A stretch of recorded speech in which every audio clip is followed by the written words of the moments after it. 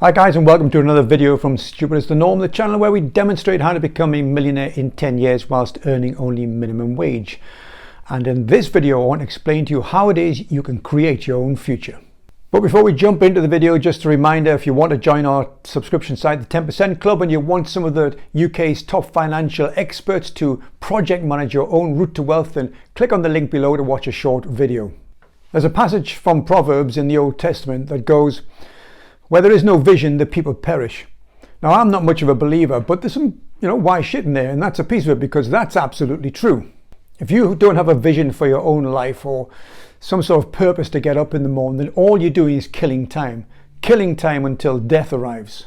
So let me explain. Now, I've used this little prop before, but it's perfect for what I'm about to show you. See this bit in the bottom here? This is the past. It's important that we learn from the past, but not to dwell in it. In the past, and people who live in the past, who think about the past constantly, they are often filled with regret and resentment because of things that should have happened but didn't happen, things they should have done but didn't do. So it's important to learn from it, but you don't want to dwell there. It's gone, it's past, there's nothing you can do about it, move on.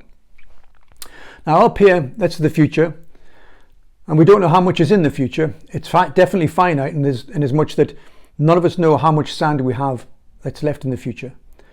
Which leads us to conclude that if we shouldn't live in the past and we don't know how much of the future, the only place we can really exist is this bit in the middle, this tiny bit in the middle of that hourglass that's there briefly as it moves from the future to the present, from the future to the past. And that's right, up to a point. You see, the present, whilst being important, isn't everything. It's good that you can sit around and enjoy the world, what's left of the world now, but you don't want to waste that time sitting on your backside contemplating your navel with your thumb up your backside. Does that work? I think I'm mixing my metaphors here. The very best use of the present is to use it to create your future. As Maximus Decimus Meridius said in Gladiator, what we do today will echo in the future. The danger of not using the present to create your future is that you let someone else create the future for you. You can sit around bitching about the ever-increasing housing prices, or you can do something, take action in order to acquire one. If you listen to the media, they would say there's no chance of this present generation ever acquiring a house. And yet here I am, a 62-year-old bloke on minimum wage who's just saving up to buy his 5th house in the last 5 years. The same information that I acquired in order to buy my 5 properties is available to everyone out there.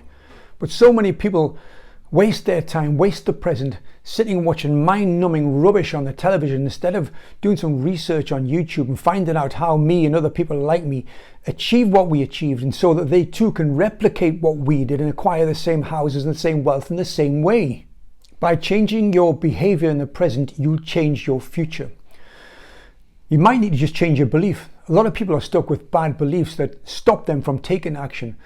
But I know that's not you, because you wouldn't be watching this channel. You've already got that belief system. So to some people, it's just that, well, I've got it, Perry. I know what I should be doing. But if I'm honest, I'm lacking a bit of confidence. And it's also a bit lonely taking action by yourself. And I get that, I genuinely do. Not everybody is a self-starter.